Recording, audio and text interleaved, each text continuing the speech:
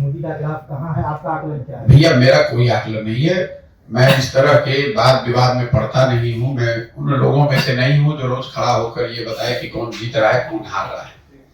लेकिन इस बात की मूल जो जड़ है उसको समझिए। मैंने अपने कई साक्षात्कारों में ये बताया है कि भाजपा जिसको आप हराना चाहते हैं, विरोधी जो भी उनके दल है, अब किसी को भी अगर आप हराना चाहते हैं तो सबसे पहले आपको समझना है कि उसकी ताकत है क्या। भाजपा को वोट लोग क्यों देते हैं?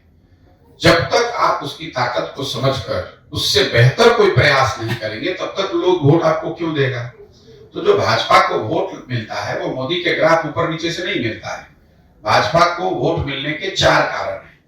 पहला, हिंदुत्व जो उनकी एक विचारधारा है, विचारधारा से जुड़ा हुआ एक बहुत बड़ा वर्ग है जो भाजपा को इसलिए वोट करता है कि उसका भाजपा वाले हिंदुत्व में यकीन है। दूसरा, जो ये नियो राष्ट्रवाद की बात शुरू हो गई है, जो गांव देहात में आप सुनते हैं कि भारत विश्व का गुरु बन गया, पूरे विश्व में भारत की शान मोदी जी ने बढ़ा दी, इतना बड़ा G20 हो गया, ये जो सारी बातें हैं ये राष्ट्रवाद की जो भावना है। पुलवामा का आपने देखा होगा, पुलवामा के नाम पर लोगों ने वोट दे दिया।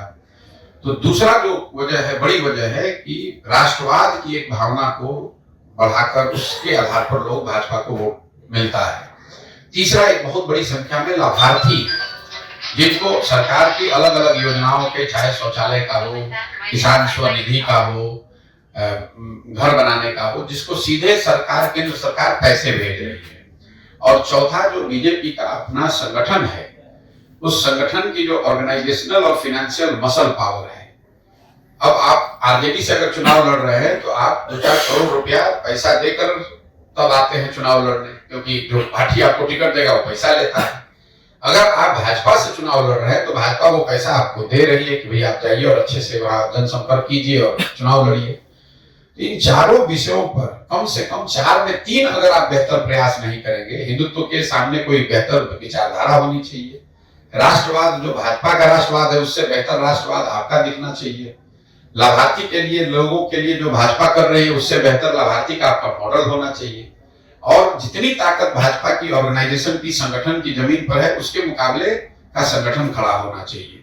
जब तक इन 4 में कम से कम 3 बातों पर आप बेहतर प्रयास नहीं करेंगे तो 10 में 7 बार 8 बार आपको हार का ही सामना करना पड़ेगा।